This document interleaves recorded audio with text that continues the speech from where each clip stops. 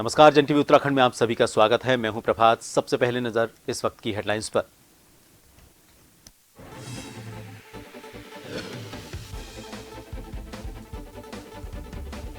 उत्तर भारत का सुप्रसिद्ध मां पूर्णागिरि मेले की तैयारी। सीएम धामी ने एनएचपीसी बनबसा में ली बैठक। पैदल मार्ग में यात्रियों को ना हो किसी भी तरह की दिक्कत। सीएम धामी मादक पदार्थों के खिलाफ लक्सर पुलिस की कार्रवाई। स्मैक और इंजेक्शनों के साथ एक गिरफ्तार फरार आरोपी की तलाश में जुटी पुलिस। उत्तराखंड में बढ़ी बिजली की दरों में वृद्धि का विरोध। प्रदेश में उठने लगे विरोध के स्वर। विपक्ष ने सरकार को घेरने की तैयारी। यूथ कांग्रेस ने किया प्रदर्शन।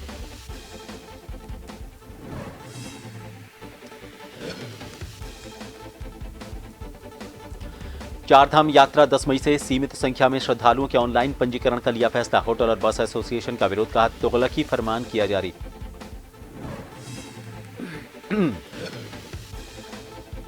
और नैनीताल के कई क्षेत्रों में जंगल में लगी आग। एयरफोर्स बेस कैंप के पास लगी आग पर पाया नियंत्रण। एनडीआरएफ की भी ली जा रही मदद।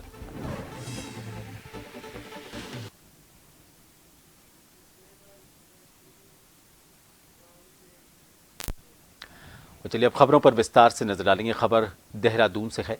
मुख्यमंत्री पुष्कर सिंह धामी ने एनएचपीसी बनबसा में उत्तर भारत के सुप्रसिद्ध मां पूर्णागिरि मेले की तैयारियों के संबंध में समीक्षा बैठक ली। मुख्यमंत्री ने मां पूर्णागिरि मेले के संबंध में विभिन्न विभागों की तरफ से किए जा रहे कामों की समीक्षा करते हुए कहा कि पूर्णागिरि मेले में आने वाले श्रद्धालुओं की यात्रा सुगम सुरक्षित हो। श्रद्धालुओं को यात्रा और पैदल मार्गों पर किसी तरह की कोई दिक्कत न हो, इसका विशेष रूप से ध्यान रखा जाए। उन्होंने कहा कि सभी की सहभागिता से पूर्णागिरि मेले को नया स्वरूप देना है। हमारा संकल्प है कि पूर्णागिरि मेले से श्रद्धालु अच्छा अनुभव लेकर जाएं।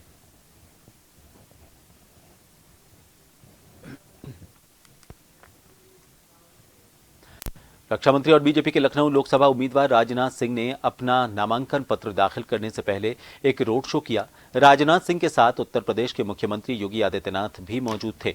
साथ ही उत्तराखंड के सीएम पुष्कर सिंह धामी भी शामिल हुए। राज्य के उप मुख्यमंत्री ब्रजेश पाठक के साथ राजनाथ सिंह ने ऐतिहासिक पंचवटी दक्षिणमुखी हनुमान मंदिर पहुंचकर दर्शन किए। लखनऊ में लोकसभा चुनाव के 5वें चरण में 20 मई को मतदान होना है।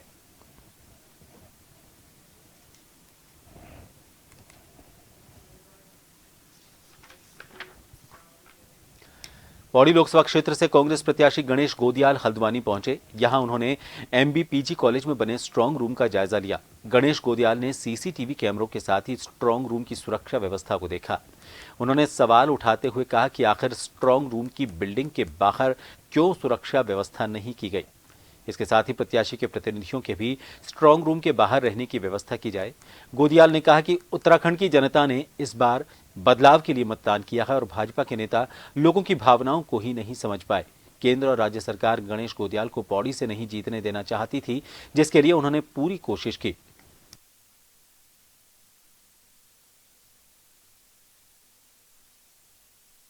मैं ये महसूस करता हूँ कि ठीक है। मैंने अभी कुछ दिन पहले, आपको याद होगा कि मैंने चुनाव आयोग में जाकर इस बात की शिकायत की थी कि बिल्डिंगों की सुरक्षा बाहर से की जानी चाहिए। मैं आज भी इस बात को कहना चाहता हूँ कि बिल्डिंगों की सुरक्षा बाहर से की जानी चाहिए। और अगर अंदर उनका कहना था कि भाई एक्ट में है कि अंदर गैलरी में रह के सुरक्षा होगी, तो फिर वहाँ पर जितने भी कैंडिडेट हैं उन कैंडिडेटों के प्रतिनिधियों को भी फिर वहाँ पर रहने की वो व्यवस्था होनी चाहिए। बहरहाल यहाँ पर तो मुझे ऐसा लगता है कि प्रशासन चुस्त दुरुस्त है और यहाँ पर ये बाहर से खुला भी है, क्योंकि बाहर से दिख रहा है तो यहाँ पर उतना मुझे ऐसा कोई बात नज़र नहीं आती। पर जहाँ पर बिल्डिंग पूरी तरह बंद है और हमारे कैंडिडेटों के जो एजेंट्स हैं उनकी नज़र उस बिल्डिंग के अंदर पड़ी नहीं रही, वहाँ सुरक्षा एजेंसियाँ हैं, वहाँ थोड़ा ये होता है कि भाई एक्सेस हमें वहाँ तक मिलनी चाहिए। पर्यटन नगरी रानीखेत में वायरल ऑडियो प्रकरण पर कांग्रेसी कार्यकर्ताओं ने भाजपा सरकार के प्रति आक्रोश जताया। कांग्रेस कार्यकर्ताओं ने प्रदर्शन करते हुए कहा कि विधायक के कथित ऑडियो ने सरकार की जीरो टॉलरेंस के दावों की पोल खोल दी है। कांग्रेस कार्यकर्ताओं ने गांधी चौक रानीखेत में इकट्ठा प्रदेश सरकार के खिलाफ प्रदर्शन किया। उन्होंने ये कहा कि भाजपा सरकार में भ्रष्टाचार चरम पर पहुंच गया है। सरकार भ्रष्टाचार पर जीरो टॉलरेंस की बातें करती है, लेकिन उनके ही दल के विधायक के कथित वायरल ऑडियो ने दूध का दूध और पानी का पानी कर दिया है।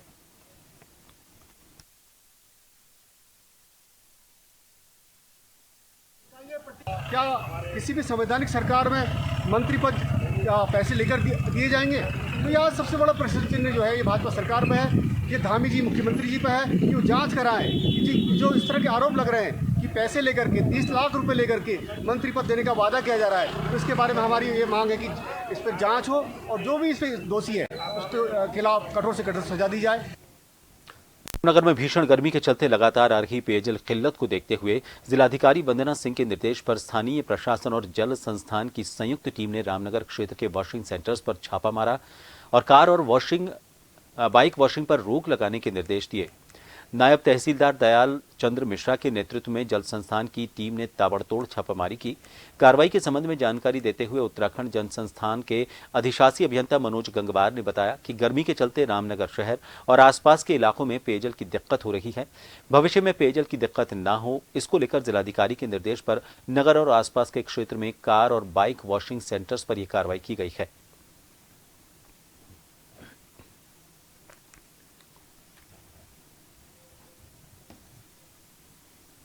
जिलाधिकारी महोदया नैनीताल के निर्देशों के क्रम में ग्रीष्मकाल में पेयजल की किल्लत को देखते हुए आज जल संस्थान एवं तहसील प्रशासन की ज्वाइंट टीम द्वारा वॉशिंग सेंटर्स का रामनगर में निरीक्षण किया गया, जिसमें 21 वॉशिंग सेंटर्स का निरीक्षण किया गया।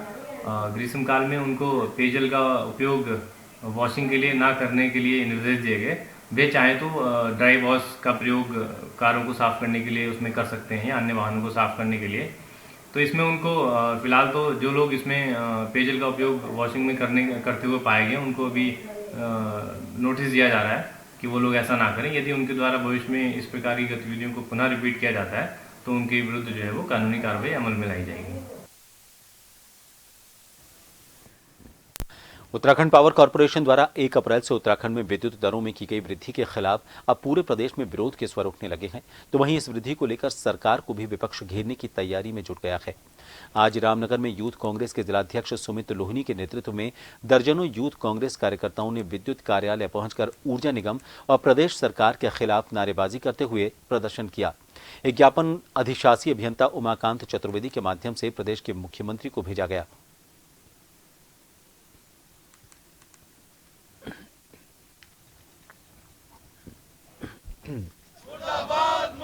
देखिए, हम आपको बता देना चाहते हैं कि आज हमने यूथ कांग्रेस के माध्यम से जो उत्तराखंड में बिजली की दरों में बढ़ोतरी की गई है, 1 अप्रैल से जो उत्तराखंड विद्युत विभाग ने बिजली की दरों में बढ़ोतरी करी है, उसके खिलाफ हमने आज ज्ञापन दिया है और विद्युत एक्शन साहब के माध्यम से हमने मुख्यमंत्री जी को ज्ञापन भेजा और उनसे आग्रह करा है कि आप जो बिजली की दरों में बढ़ोतरी हुई है और जो हमारे उत्तराखंड की घरेलू जनता है, उत्तराखंड को मैं बताना चाहता हूँ आपके माध्यम से, उत्तराखंड एक ऊर्जा प्रदेश के नाम से भी जाना था, लेकिन फिर भी इस प्रदेश में बिजली की दरें में बढ़ोतरी हो रही है और आम जनता को इसका काफ़ी नुकसान हो रहा है।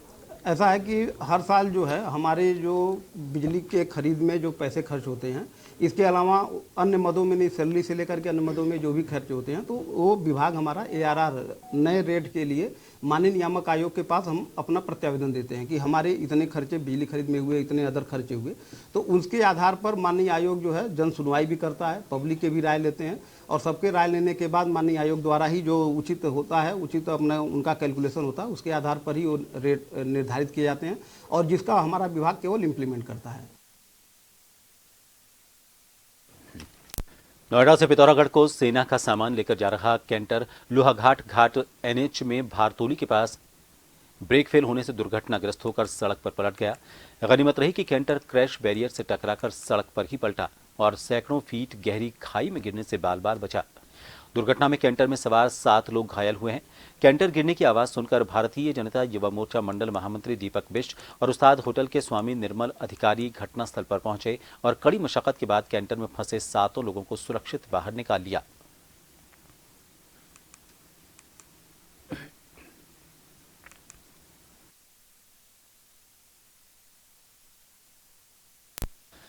उत्तराखंड में लोकसभा चुनाव के बाद अगर सियासी चर्चा का विषय है तो वो है भाजपा नेताओं का एक दूसरे पर आरोप प्रत्यारोप। इसमें बीते रोज प्रदेश अध्यक्ष महेंद्र भट्ट ने सभी नेताओं की क्लास लगाते हुए उन्हें सख्त दिशा निर्देश जारी किए थे। वहीं भाजपा में चल रहे इस कलह को लेकर अब कांग्रेस ने भी तंज कसना शुरू कर दिया है। कांग्रेस प्रदेश प्रवक्ता शीशपाल बिष्ट ने कहा कि भाजपा में अनुशासन सिर्फ दिखावे का होता है, क्योंकि अभी तो सिर्फ नेता आपस में आरोप लगा रहे हैं, जबकि इससे पहले भाजपा सरकार के मंत्री और विधायक सरेआम जनता के साथ मारपीट करते हुए नजर आए थे। उन पर तो कोई कार्रवाई नहीं हुई थी।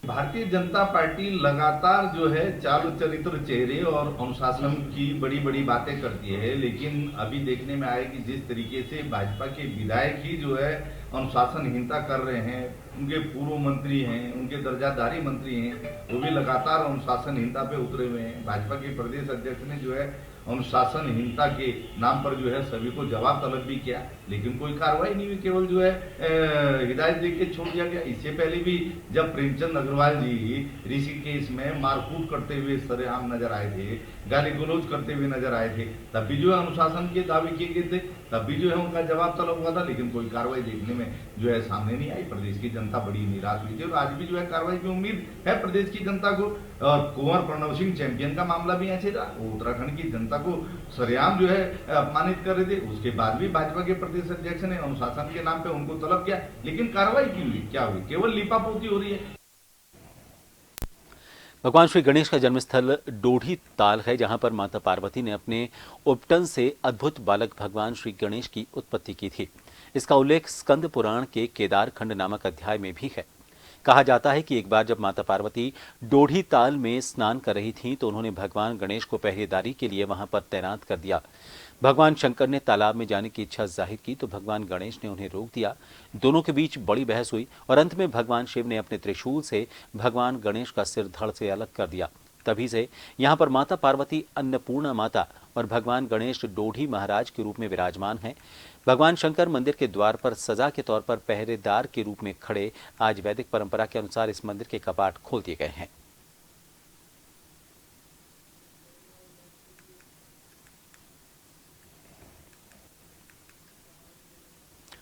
रामनगर में नगर पालिका में प्रशासक का कार्यभार एसडीएम राहुल शाह ने संभाला। उन्होंने कहा कि हर वार्ड में नगर पालिका के अधिकारियों और कर्मचारियों के साथ बैठक आहूत कर वार्ड वासियों की समस्याएं सुनकर उनका समाधान किया जाएगा। लेकिन 4 महीने से ज्यादा वक्त बीत जाने के बाद भी नगर के सभी वार्डों में नगर पालिका से संबंधित समस्याएं लोगों के जी का जंजाल बन चुकी हैं। ना तो प्रशासक द्वारा कोई बैठक की गई और न ही समस्याओं का प्राथमिकता से समाधान किया गया।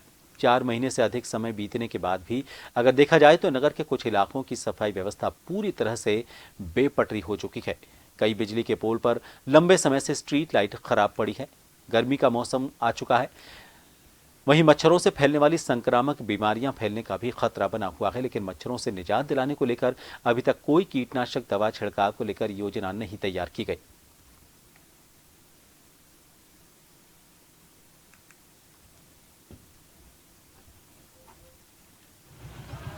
जब से नगर पालिका परिषद के ये बोर्ड भंग हुआ है, चेयरमैन वगैरह नहीं रहे, तो जब से देखने में क्या आ रहा है कि कम से कम हमारे ही मोहल्ले की, मैं अगर मैं छोटी सी एक अपने मोहल्ले की ही बात करता हूँ, तो 5 दिन कूड़े की गाड़ी आए हुए हो गए।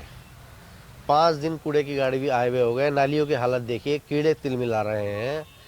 और तो और मैंने इस विषय में माननीय मुख्यमंत्री जी को भी एक मैसेज किया था, जो सीएम करके उनका एक पोर्टल है, उसके ऊपर भी बहुत ज़्यादा स्थिति ख़राब है शहर की। अगर ये साफ सफाई नहीं सुधरी तो महामारी की आशंका है। जब से हम लोग हटे हैं और प्रशासक बैठा है, तब से हम देख रहे हैं ना नालियाँ साफ हो पा रही हैं, ना कूड़ा है। जहाँ छोटे मोटे गड्ढे थे वहाँ गड्ढे ही हैं। तकरीबन शहर में आज हमारे 2800 पॉइंट के आसपास बिजली के पॉइंट है, जिसमें से मैं मानता हूँ अगर आप सर्वे करेंगे तो 400 लाइटें बंद पड़ी हैं। और आज 6 महीने हो गए हैं कि लाइटों की जाँच हो रही है के नाम पर आज तक उन लाइटों की जाँच नहीं हो पाई है।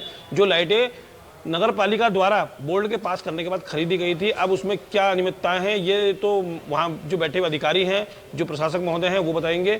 और उसके वजह से पूरे शहर के लोगों को जूझना पड़ रहा है, चाहे वो सफाई संबंधी हो, चाहे वो फॉगिंग संबंधी हो। बीमारियों का दौर चल रहा है, बरसात लगने को तैयार है, चढ़क गर्मी आ चुकी है। आचार संहिता की वजह से वार्डवार सभा बैठकें नहीं हो पाई, क्योंकि आचार संहिता के नियमों के दृष्टिगत ऐसी बैठकें नहीं की जा सकती जो कि आचार संहिता के उल्लंघन में आती हों। साफ सफाई के बीच में शिकायतें आई थी, जिसमें संबंधित ठेकेदार को नोटिस जारी किया गया है और जिन दिनों में उसके द्वारा वाहन नहीं चलाएंगे उतने दिनों का उसका जो भुगतान होगा वो काटा जाएगा। स्ट्रीट लाइटों का जो बीच में टेंडर प्रक्रिया थी उसकी जांच की गई थी। जांच रिपोर्ट आ गई है। इसके बाद अब लाइटों लगाने का कार्य प्रारंभ कर दिया जाएगा। सर, वर्तमान में देखा जाए कि अब महामारी फैलने का खतरा बना हुआ है, गर्मी का मौसम भी हो गया और फॉगिंग भी नहीं की जा रही है और नालियों की ये स्थिति हो गई है कि चौक पड़ी है, कीड़े अब घरों में घर जा रहे हैं। अब फॉगिंग के लिए कुछ सामग्री क्रय की जानी थी, क्योंकि आचार संहिता थी, इस वजह से टेंडर प्रक्रिया या फिर कोटेशन नहीं ली जा सकी हैं। इसमें अनुमति लेकर सारी सामग्री खरीदी जाएगी, उसके बाद फॉगिंग आदि का कार्य प्रारंभ कर दिया जाएगा। लक्सर कोतवाली पुलिस ने ड्रग्स फ्री देवभूमि मिशन अभियान के अंतर्गत एसएसपी के निर्देश पर क्षेत्र में नशे के खिलाफ अभियान चलाते हुए एक नशे के सौदागर को गिरफ्तार किया है। इसके कब्जे से पुलिस ने 5.38 ग्राम अवैध स्मैक सहित नशे के 40 इंजेक्शन ट्रामाडोल हाइड्रोक्लोराइड के बरामद किए हैं। साथ ही आरोपित के कब्जे से पुलिस ने एक इलेक्ट्रॉनिक तराजू और स्मैक बेचकर कमाए गए 640 रुपए भी बरामद किए हैं। आरोपी तस्कर इमरान रुड़की थाना क्षेत्र के जौरासी जबरदस्तपुर गांव का रहने वाला है, जिसने पुलिस पूछताछ में बताया कि वो स्मैक को लक्सर कोतवाली क्षेत्र के लादपुर खुर्द गांव के हसीन उर्फ तोता नाम के व्यक्ति से खरीद कर लाया था। वहीं लक्सर पुलिस ने आरोपी के खिलाफ एनडीपीएस एक्ट के तहत मुकदमा दर्ज कर उसे जेल भेजने की तैयारी शुरू कर दी है। साथ ही फरार आरोपित की तलाश में भी जुट गई है।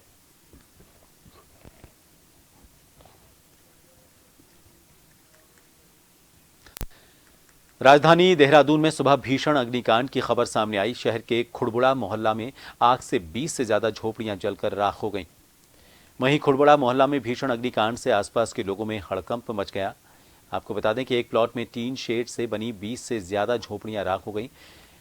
अभी वैसे आग लगने का कारण भी साफ नहीं हो पाया है, लेकिन आग से यहां पर रखे 5 छोटे सिलेंडर भी फट गए। गनीमत रही कि हादसे में जानमाल का कोई नुकसान नहीं हुआ।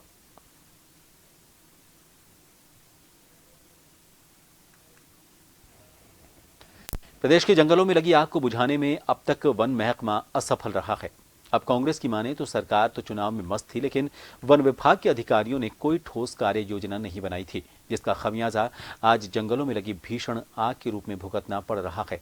लगातार कांग्रेस का आरोप है कि अगर अब भी विभाग और सरकार नहीं जागती है तो फिर भी आने वाले दिनों में भीषण आग लग जाएगी।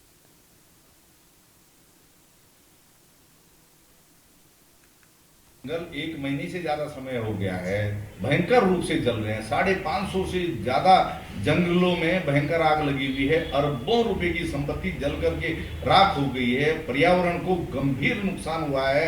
वन्य जीव जंतुओं को जो है बहुत बड़ा नुकसान हुआ है। जो है हम उत्तराखंड के लोग पर्यावरण के नाम पर जो अपने को गौरवान्वित महसूस करते हैं, लेकिन इस तरीके से जो है जंगल धधक रहे हैं और सरकार कुंभकर्ण की निद्रा में सोती रही। 1 महीने के बाद मुख्यमंत्री जी की कुंभकर्णी निद्रा टूटी, वन मंत्री जी की कुंभकर्णी निद्रा टूटी। हर साल उत्तराखंड के जंगलों में आग लगती। आपने पिछले अनुभवों से कुछ क्यों नहीं सीखा? कोई जो है वनों को बचाने के उपाय अभी तक क्यों नहीं खोजे? समय रहते जो है सरकार की तंत्र क्यों नहीं टूटी? वन महकमा एसी कमरों से बाहर निकला ही नहीं। आखिर जो है इस उदासीनता की, इस लापरवाही की जिम्मेदारी किसकी है? अभी तक किसी जिम्मेदार अधिकारी पर कोई कार्रवाई होती ये आपने देखी? वन मंत्री ने इसकी जिम्मेदारी ली? नहीं ली, केवल अपनी पीठ थपथपा रहे हैं। उत्तराखंड के जंगल जो है धू धू करके जल रहे हैं। पहाड़ों में लगी भीषण आग का असर पर्यटन कारोबार पर भी पड़ने लगा है। जंगलों की आग बुझाने के लिए सेना का हेलीकॉप्टर MI-17 भीमताल झील से पानी को लिफ्ट कर आग प्रभावित इलाकों में आग पर काबू पाने की कोशिश कर रहा है, लेकिन ऑपरेशन फायर के बीच पर्यटकों को भीमताल में खासी निराशा हाथ लगी है। सेना का हेलीकॉप्टर MI-17 भीमताल झील से पानी लिफ्ट कर आग प्रभावित इलाकों में आग पर काबू पाने की कोशिश में जुटा हुआ है। प्रशासन ने एहतियात के तौर पर पर्यटकों की सुरक्षा को ध्यान में रखते हुए भीमताल झील में नौकायन यानी कि बोटिंग पर रोक लगा दी है। और बोटिंग करनी थी मेन तो नैनीताल आए थे, बट यहाँ पे आके पता चला कि हेलीकॉप्टर से पानी जा रहा है तो बोटिंग नहीं कर सकते, तो बुरा लगा। बट फिर अब कुछ नहीं कर सकते तो बैठ के वेट कर रहे हैं कि अगर हो सके तो हो जाए, वरना फिर घर जाएंगे। बहुत दूर से आए थे। तो कुछ दिनों से जो फॉरेस्ट फायर हो रहा है यहाँ पे को नैनीताल जनपद में, तो उसके कारण जैसे आज शनिवार और रविवार, कल जो दिन चले गया शुक्रवार, यहाँ बोटिंग और हमारा जो पर्यटन कारोबार पूरी तरह चौपट हो गया है। बोटें कल शाम भी कुछ निकली थी और उसके बाद शाम के टाइम में काम हुआ, उसके बाद से बोटें चलना बंद हो गई है। और आज पूरा दिन शनिवार के दिन बोटें सुबह से लेकर अभी तक बंद हैं। और जबकि 2 बजे तक का शासन के द्वारा कहा गया था, ऐसा हमें सुनने में आया कि 2 बजे तक रहेगा ये हेलीकॉप्टर से पानी ले जाने का कार्यक्रम, लेकिन अभी तक का तो ऐसे कोई सूचना आगे कब तक करेंगे, क्या करेंगे, इसकी कोई सूचना है नहीं।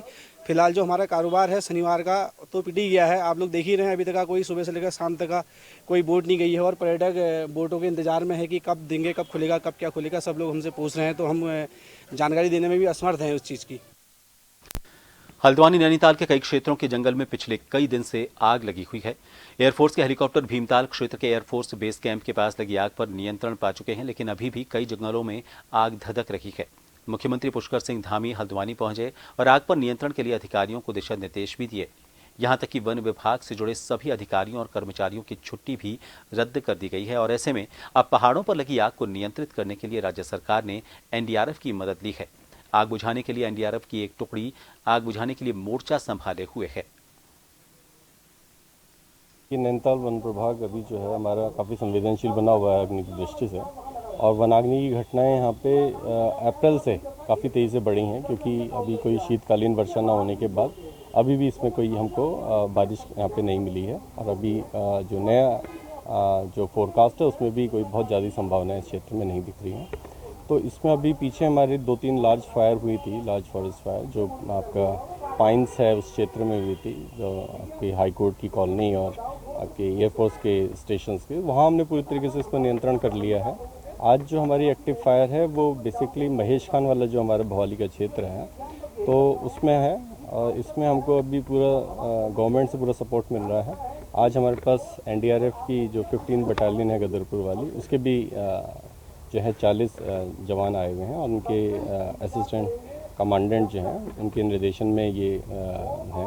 हमारे हेडक्वार्टर से हमें ये सूचना दी गई है, हमारे सेनानी महोदय के द्वारा जो है आदेश दिया गया कि उत्तराखंड में कई जगह पे जो इस डिस्ट्रिक्ट में नैनीताल में फॉरेस्ट फायर लगा हुआ है, और कल हमारी टीम उन्हीं के दिशा निर्देशन में आई भी थी। मैं खुद भी कल आया था और कई जगह पर करीब करीब जितने भी रेंज है, भुवाली रेंज है, मनोरा रेंज है, इस सभी जगह मैं घूमने गया था और देखा भी फायर की स्थिति को। उसके बाद आज हमने असेसमेंट भी किया इस चीज़ का। एयरफोर्स स्टेशन भी गया था, वहाँ तो ऑलमोस्ट कंट्रोल हो गई है। और तो अभी कुछ जगहों पर जो है भुवाली रेंज में, जैसा कि आपके फॉरेस्ट डिपार्टमेंट के द्वारा बताया गया है कि अभी फायर है वहाँ पे, तो हमारे सेनानी महोदय ने टीम को भेजा है। खबर उत्तरकाशी से है। यहां सरकार द्वारा 10 मई से शुरू होने वाली चारधाम यात्रा में सीमित संख्या में श्रद्धालुओं के ऑनलाइन पंजीकरण का फैसला लिया गया है। इसके विरोध में होटल एसोसिएशन, बस एसोसिएशन खड़े हो गए हैं। होटल एसोसिएशन से जुड़े लोगों ने प्रेस वार्ता कर कहा कि सरकार ने ये तुगलकी फरमान जारी कर दिया है, इसमें कई खामियां हैं जिस वजह से सभी श्रद्धालुओं को अनावश्यक परेशानी हो रही है और रजिस्ट्रेशन नहीं हो पा रहे हैं। गंगा घाटी में 11,000 और यमुनोत्री में 9,000 यात्रियों की संख्या को सीमित किया गया है। सरकार का कहना है कि पर्याप्त आवासीय व्यवस्था के न होने के कारण ये व्यवस्था की जा रही है।